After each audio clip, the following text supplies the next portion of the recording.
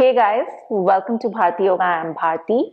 Today we'll be doing Salabhasana or the Locust pose.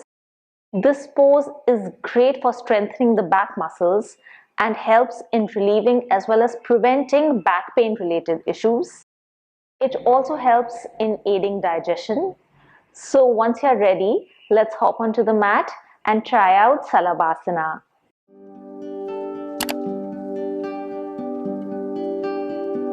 Lie down on your stomach. Bring the hands on either sides of the hips with your hands facing up. Bring both your feet together.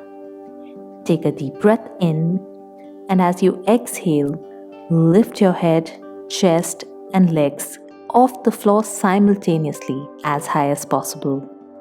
Hover your hands up next to the hips as well. Only your abdomen should be on the floor.